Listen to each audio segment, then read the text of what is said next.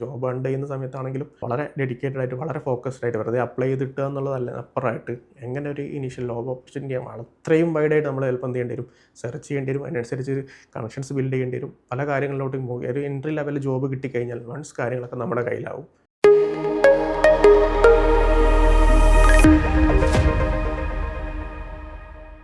Hi guys, കഴിഞ്ഞ കുറച്ച് നാളുകളായിട്ട് ഒരുപാട് മെസ്സേജസ് വരാറുണ്ട്. എങ്ങനെയാണ് GCCയിൽ അവർക്ക് ജോബ് കിട്ടിയത്, അവരെ കണക്ട് ചെയ്യാൻ പറ്റുമോ, പല രീതിയിലേക്കുള്ള മെസ്സേജസ് ചോദിക്കാറുണ്ട്. അപ്പോൾ നിങ്ങൾ ശ്രദ്ധിച്ചൊന്നും അറിയില്ല, കഴിഞ്ഞ കുറച്ച് നാളായിട്ട് GCC രാജ്യങ്ങളിൽ മെഡിക്കൽ കോഡിങ് കഴിഞ്ഞിട്ട് ജോലി കിട്ടുന്ന ആൾക്കാരുടെ എണ്ണം കൂടുന്നതായിട്ട് നമ്മൾ കാണുന്നുണ്ട്. അപ്പം മെഡിക്കൽ കോഡിങ് കഴിഞ്ഞ ഒരാൾ എപ്പോഴും 2-3 വഴികളിലൂടെയാണ് അവർ പോകുന്നത്. ഒന്ന്, മെഡിക്കൽ കോഡിങ് കോഴ്സ് കഴിഞ്ഞ് ഡയറക്റ്റ് ജോബിന് അപ്രോച്ച് ചെയ്യുന്നു. രണ്ടാമത്തെ കേസ്, മെഡിക്കൽ കോഡിങ് കോഴ്സ് കഴിഞ്ഞിട്ട് എക്സ്പീരിയൻസ് ആക്കി ഗെയിൻ ചെയ്തിട്ട് ആ രീതിയിലേക്ക് GCC രാജ്യങ്ങളിലൂടെ അപ്രോച്ച് ചെയ്യുന്നു. പിന്നെ മെഡിക്കൽ കോഡിങ് കോഴ്സ് കഴിഞ്ഞ് ആസ് യൂഷ്വൽ ഇൻറ്റേൺഷിപ്പ് പോലെയുള്ള പ്രോഗ്രാമുകളൊക്കെ അതിൻ്റെ കൂടെ ആഡ് ചെയ്തിട്ട് ആ രീതിയിലേക്കും മൂവ് ചെയ്യുന്നു, എസ്പെഷ്യലി GCC ബേസ്ഡ് ചെയ്ത്. അപ്പം ഈ പ്രോസസ്സിലൂടെ കടന്നു പോയിട്ട് നെക്സ്റ്റ് ലെവലിലോട്ടേക്ക് എത്തുന്ന സമയത്ത്, അല്ലെ, ഒരു ഇനീഷ്യൽ ലെവലിൽ ഒരു ജോബ് ഹണ്ടിങ് എന്ന് പറയുന്ന ടൈമിൽ നമ്മൾ അത്രയും ഫോക്കസ്ഡും അത്രയും ഡെഡിക്കേറ്റഡ് ആയിട്ട് സെർച്ച് ചെയ്ത് കഴിഞ്ഞാൽ മാത്രമേ നമുക്കൊരു ഇനീഷ്യൽ ലെവലിൽ ജോബിലോട്ടേക്ക് വളരെ ഫാസ്റ്റായിട്ട് എത്താൻ പറ്റുള്ളൂ.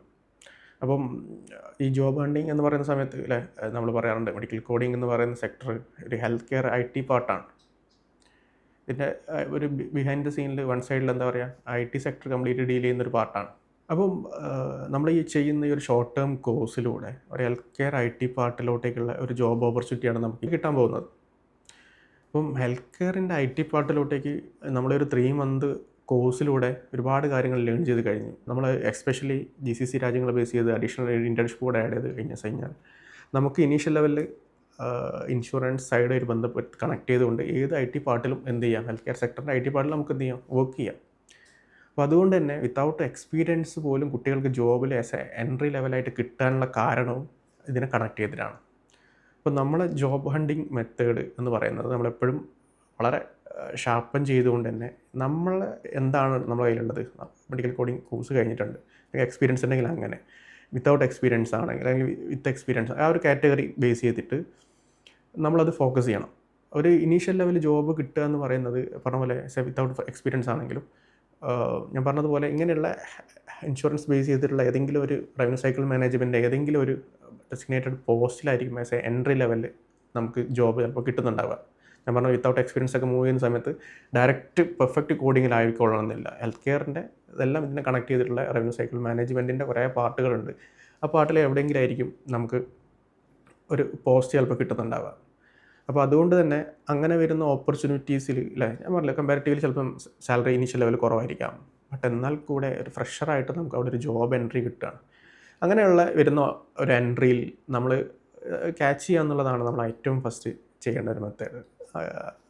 അതിലൂടെയാണ് നമുക്ക് എന്ത് ചെയ്യുക, ഒരു കരിയർ ജേണി നമ്മൾ ആരംഭിക്കുന്നത്, അല്ലേ. കോഴ്സ് എൻറോൾ ചെയ്തു, ഇനീഷ്യൽ എക്സ്പീരിയൻസ് ആക്കിയ ആൾക്കാരുണ്ടാവും, എക്സ്പീരിയൻസ് ആക്കാത്ത ആൾക്കാരുണ്ടാവും.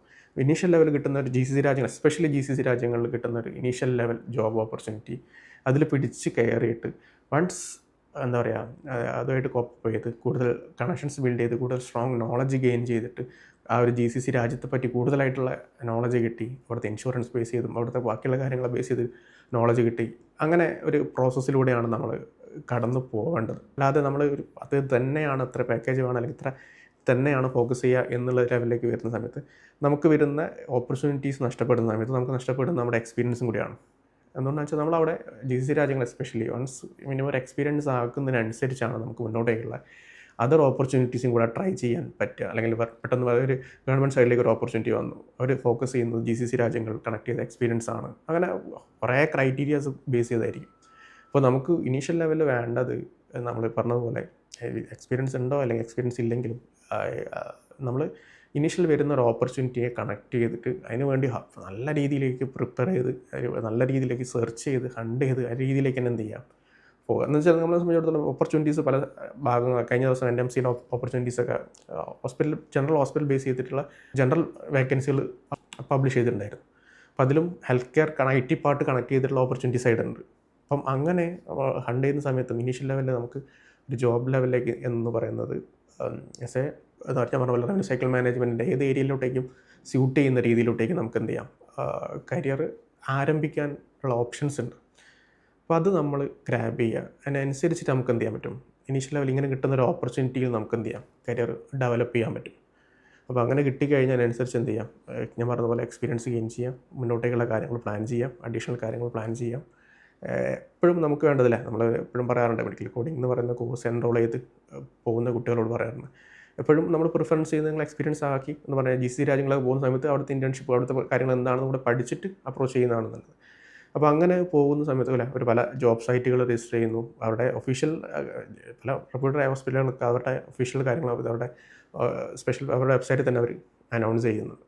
അപ്പം അത് നമ്മൾ കണ്ടിന്യൂസ് ആയിട്ട് അതിന് വേണ്ടിയിട്ട് എന്താ പറയുക, വല്ല ഓപ്പർച്യൂണിറ്റി എവിടെയെങ്കിലും എന്താ പറയുക ജോബ് സൈറ്റിൽ ജസ്റ്റ് രജിസ്റ്റർ ചെയ്യുന്നത് മാത്രമല്ല, അല്ലെങ്കിൽ ജസ്റ്റ് അതിൻ്റെ കണ്ടിന്യൂസ് ആയിട്ടുള്ള ഫോളോ അപ്പ്, നമ്മുടെയൊക്കെ എന്താണ് അതിൽ സ്ട്രോങ് റെഫറൻസ് കണക്ട് ചെയ്ത് എന്തെങ്കിലും ചെയ്യാൻ പറ്റുമോ, അല്ല പല രീതിയിലും എംപ്ലോയീസ് ത്രൂ ഒക്കെ ആയിട്ട് കുട്ടികൾ ജോബ് കയറാറുണ്ട്. ഓപ്പർച്യൂണിറ്റീസ് വരുന്ന സമയത്ത് നിങ്ങൾ കമ്പാരിറ്റീവ് ശ്രദ്ധിച്ചാൽ അറിയില്ല, അധികം വേക്കൻസികളും അങ്ങനെ എസ്പെഷ്യലി മെഡിക്കൽ കോഡിംഗ് കണക്ട് ചെയ്ത വേക്കൻസികൾ അങ്ങനെ ഒന്നും ഔട്ട് ചെയ്യാറില്ല. കമ്പാരിറ്റീവ് അധികം അതോടുള്ള റെഫറൻസ് റെക്കമെൻഡേഷൻ ത്രൂ ആണ് അധികം കുട്ടികളും കയറി പോകുന്നത്.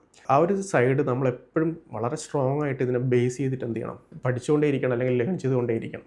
അപ്പം അങ്ങനെ കണ്ടിന്യൂസ് ഇതിന് വേണ്ടിയിട്ട് ഫോക്കസ് ചെയ്ത് കഴിഞ്ഞാൽ മാത്രമേ നമുക്കൊരു റിസൾട്ടാക്കി മാറ്റാൻ കഴിയുള്ളൂ. അപ്പോൾ അത് കോഡിങ് കരിയർ ഫോക്കസ് ചെയ്യുന്നില്ല. ഇപ്പോൾ ഇപ്പോഴത്തെ കാലത്ത് നമുക്കൊരു ജോബ്, എൻട്രി ലെവൽ ജോബ്, അതിപ്പോൾ ഇന്ത്യയിലാണെങ്കിലും പുറത്താണെങ്കിലും ഒരു എൻട്രി ലെവൽ ജോബ് ഒരു 3 മന്ത് കോഴ്സിൽ നമുക്ക് എന്താ പറയുക എൻഷുർ ചെയ്യാൻ കഴിയുന്നുണ്ട്.